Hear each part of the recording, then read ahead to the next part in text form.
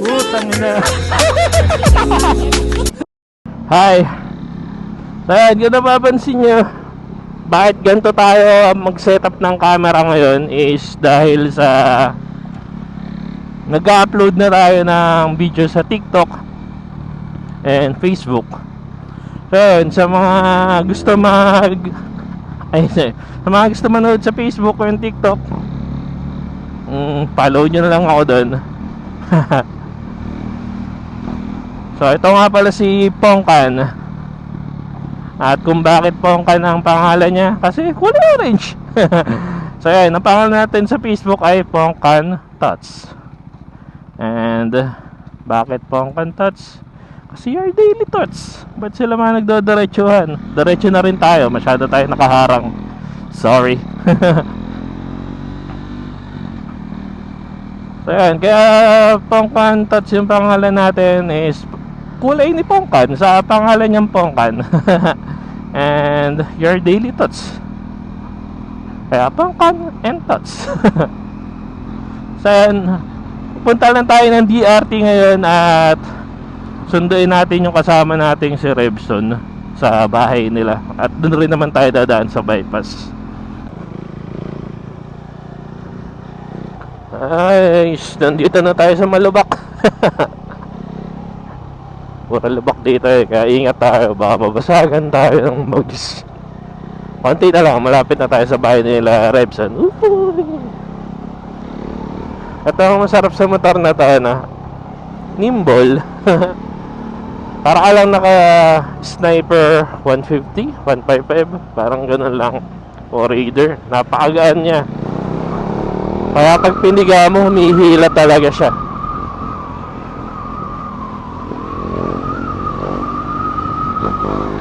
Yung tambucho nga pala natin na gamit is fully carbon na Remus. Galing siya ng Austria, original siya. Na dinasign talaga siya para sa KTM 390. So yan, fully carbon, magaan, sa tahimik. Hindi, kaya tahimik to kasi may ano pa, may canister pa. So di ko tinatanggal yung canister para yung tunog niya is pura bass lang.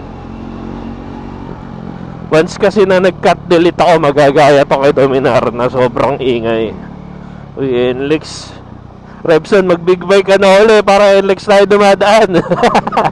Hindi, mag-big bike uli yan. Naisipan lang ngayon mag-scooter uli. Tayo natin mag-big bike uli yan para sa Enlex na tayo uli dumadaan. Pero sa ngayon, dito muna tayo mga looban. Ay, so yun pala helmet natin na gamit ngayon, no? Empty helmet.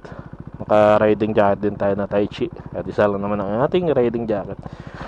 Rebson, lumabas ka na. Siya na ba yun? Yung mga nakamotor. Di ako makapag-type eh. Di ako magubad ng gloves. Di ako magubad ng gloves. Kaya tawagan na lang natin. Ay ba? BMW.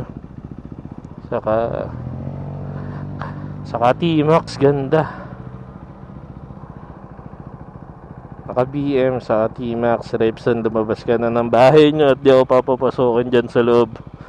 Siyempre, wala tayo sticker at di tayo kilala. Tara dito. Di ako makapag-type, sensya na. Typing. Ayan, sige. Okay na, pupunta na dito yan. Patay muna tayo ng makakina. Maya pa yan eh. Mainit sa kamay. Mainit sa kamay.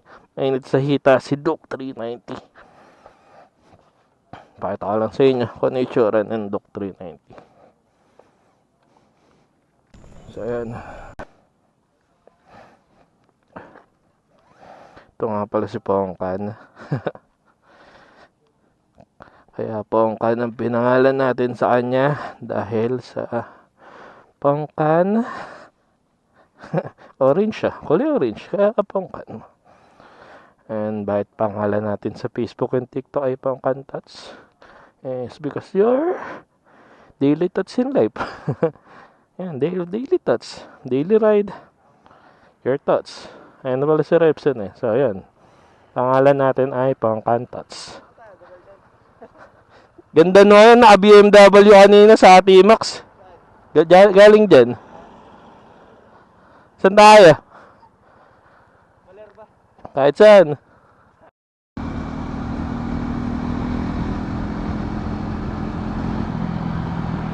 Yeah.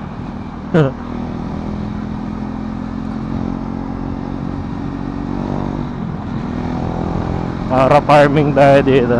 Ayan.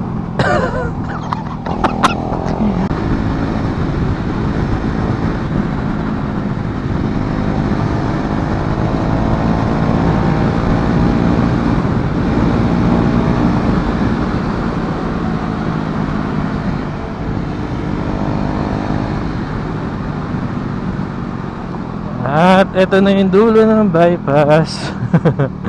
Balik looban na kami. Nagbukas ng visor. Kausapin muna natin. Hirap na walang intercom. Ito pala yung ni Motodeck. Tindahan ni Motodeck. Diba, hinto ba kami? O diretso? Diretso na siguro. Diretso na. And then, yung mga naghihintayan. Kadalasan sa mga naka-scooter doon naghihintayan o namamahiya sa mismong harap ng tindahan ni Motodeck. So yan, balik na kami sa looban. Kailangan alerto na uli sa mga lubak. Dati binabay ko lang do eh, pero madami kami. Sunrise na, di ko nakuhanan. Nakita ko lang si Rebson nagbagal eh. Malamang kinukuhanan yung sunrise. So yan, papasok na tayo sa lugar ng bangkingan. May isang bayan pa tayong dadaanan dyan. Bayan o barangay, pagligo natin mamaya. Ito kasing kalsada na to, papunta tong Biak na ba to? Eh di naman tayo dun papunta. Dun tayo sa kabilang side. Yung dinadaanan talaga ng mga nagmumotor at mga nagbabike. Tulad yan, nag-ano siya, ensayo siya mag-isa na. Yun yan mag-TikTok. Iwan mo dun yung cellphone mo.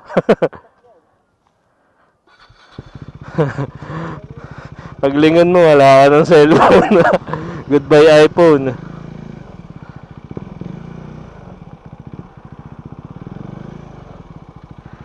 Napahinto lang kami dito kasi ang ganda niya. Pag dumadaan kasi kami dito, kulay chocolate yan eh. E ngayon, kung mapapansin nyo, kulay green. Ayun yung part na yun, malalim. Kulay green siya ngayon. Ano, kitang-kita nga yung lupa, mga bato sa ilalim.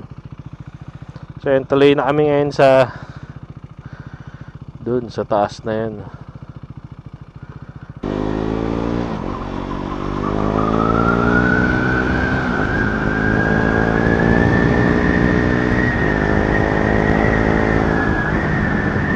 Diba? Napakasarap gamitin ng Duke 390. Kahit paangat yung kalsada, humihila pa rin siya. Yung Dominar natin, yung tono nun, pang ano, pang touring. Eto, pang ano, pang sporty. Yung mga medyo pang walwalan to eh. Yung Dominar pang touring yan. Kaya lumipat tayo dito sa medyo pangwalwalan. At syempre, magaan. Sa pogi eh. Wala nang masasabi dun. Pogi yung motor, di ba?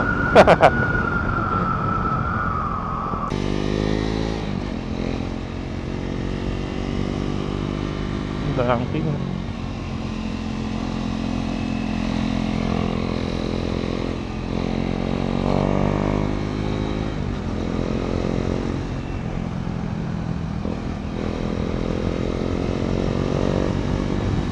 Natatakot lang ako i-banking kasi yung gulong nga, di ba? Di natin alam kung gaano nakatagal. Kaya bibili tayo ng gulong after mapagawa ng gasket. Syempre unti-unti lang, di naman tayo mayaman. Simpleng tao lang naman tayo na may libangan.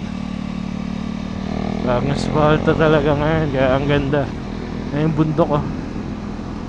Tuwing dumadaan ako dito, di talaga siya naasawa.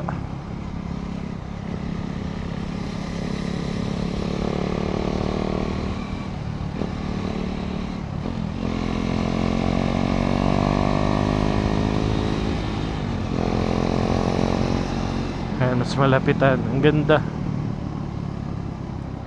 Yun. May ano ka dyan, aura farming ka dyan. Pan-TikTok lang eh. Nandun si Rebson, nawala na. Panigarado, nagbibideo yun. Ang ganda kasi nung ano eh. Ang ganda kasi nung view dun. Hintayin na lang natin siya dito. Sigurado nagbibideo yan. Hintayin natin. Palit muna kami ng motor.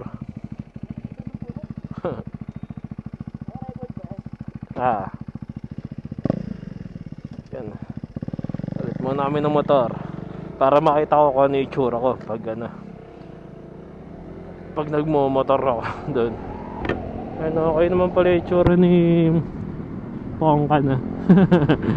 Ngayon lang tayo nagpangalan sa motor. Usually kasi di ko pinapangalanan ng motor eh.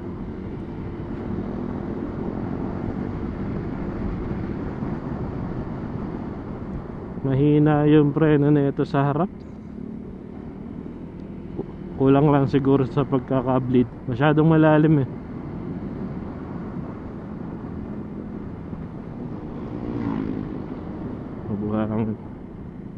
Baka magbayad pa tayo ng motor pag nasemplang natin ta. Basic yung tunog niya kahit single cylinder. Ewan ko lang sa camera kung rinig nyo yung tambucho. Pero basic siya, na tahimik lang kasi may catalytic pa. Ayun, maghanap lang kami ng lugawan na kakainan. Ito nga pala yung Click 160.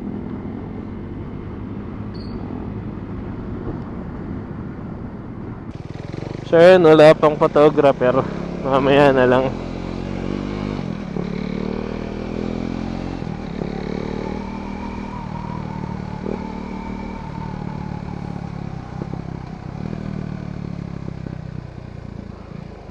Masyado ko palang na-adjust yung yung clutch.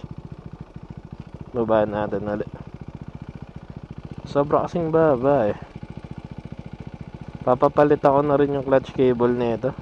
May kalumaan na din kasi biyak na nga. Sabay na natin bukas. Papalitan ng spark plug, gasket, saka clutch cable. Palitan na natin. Diba? Ayan ang buhay ng TikTok. Kasi nagbibideo naman. Ayan tayo sa lugawan. Ayan na, ang ganda kasi view dito. Lumilipad pang ibon.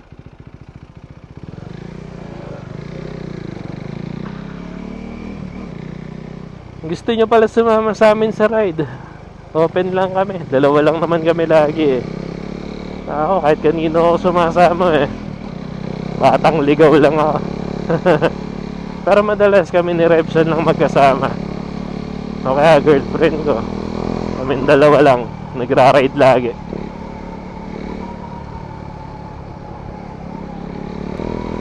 Ayan, pagkasama mo nga lang si Rebson, paiba-iba ng motor yan. Hindi tumatagal ang motor dyan eh. Ayan, tinesting niya yung Duke natin. Parang gusto niya kasi bilhin yung Husqvarna na nakita niya. Same engine siya sa Duke 390. Iba lang yung itsura. Modern retro. Bilog kasi yung headlight.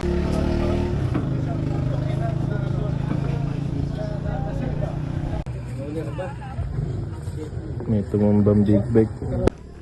Nakakain na. Yan pala yung tumumba. Yung CB 650.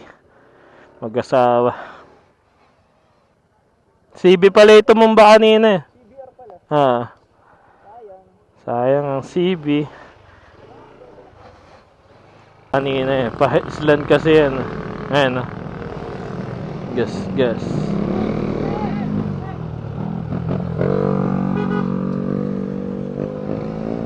TikTok is life. Tumigod ka ba? Ha? Tumigod ka ba? Tinignan ko lang kung ano yung tama ng CB.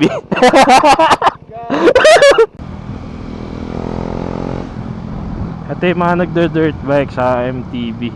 Madami dyan. Ayun. Naka-MTB. Hinihila dyan. Doon, papunta doon sa taas na yan. May trail. Ito, sample. Ayun, bike na hinihila. Dadalhin nila yan sa taas, tapos magda-downhill sila. Lah, kinsam na murkaila. Wala. Putang ina. Guys, Bukas yung camera na. Sumo na kayo ng padagat at pamukid pa kanan. On ka man po. Ano kaya ha? Madaling na-aksidente dito kasi laging basa. Hindi na natuyo yung part na yan. Ayan na. Trick yan, lalo pagpapunta kayo. Diretso sa poste.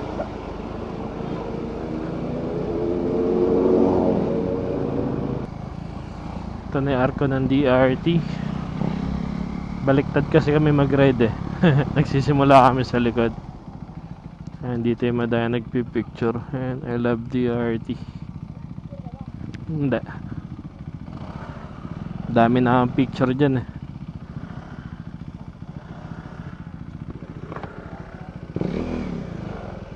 Taas ng gutter.